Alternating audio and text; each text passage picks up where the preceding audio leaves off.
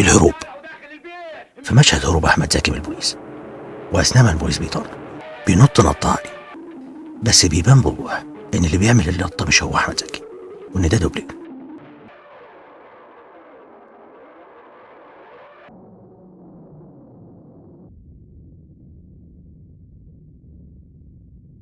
A Beautiful Mind. الناس بتبص من ورا الاتنين دول مع إنهم ملهمش وجود في الحقيقة، تهيؤات بتاعت بطل الفيلم، ومع ذلك البنت بتشب من وراهم عشان تتفرج. الهروب. مشهد وقع الظابط تحت المترو، استخدموا فيه مانيكان. المشهد اتصور بشكل معقول واللقطة كانت سريعة أصلا، بس المشكلة إن اللي كان بيسقط المانيكان ظهر في الكادر. جلاديتور.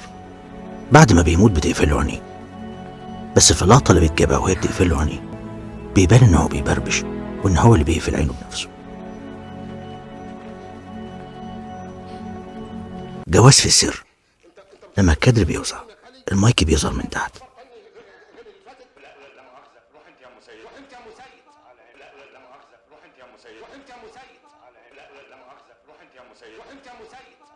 بوك في إيلاي.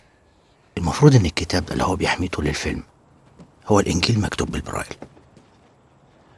الإنجيل بالبرايل حجمه في الحقيقة كده. الأنسة مامي واللي خد باله من الخطأ ده وبعتهولي. مشاهد الفرح اللي في شريط الفيديو بتبقى متاخدة من الفرح اللي اتعمل بعد ما صحيت من النوم، بيبقى هو نفس الفرح اللي بيحصل في الحقيقة في الآخر. ده جنتلمان أول ما بيبعت له المسج اللي بيحذره فيها بيفتحها على طول أول ما بتوصل له. بيبان الوقت من فوق الساعة 9:28، لكن الوقت اللي اتبعت فيه المسج بتبقى 9:15، مع إنه لسه بعتها له حالا.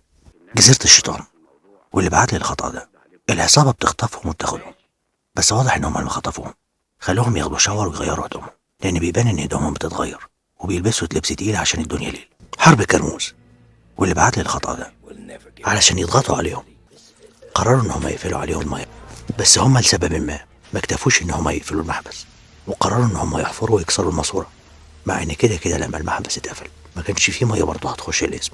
لو عجبك الفيديو ما تنساش تعمل لايك، ولو دي أول مرة ليك هنا ما تنساش تعمل سبسكرايب. شكرا للمشاهدة.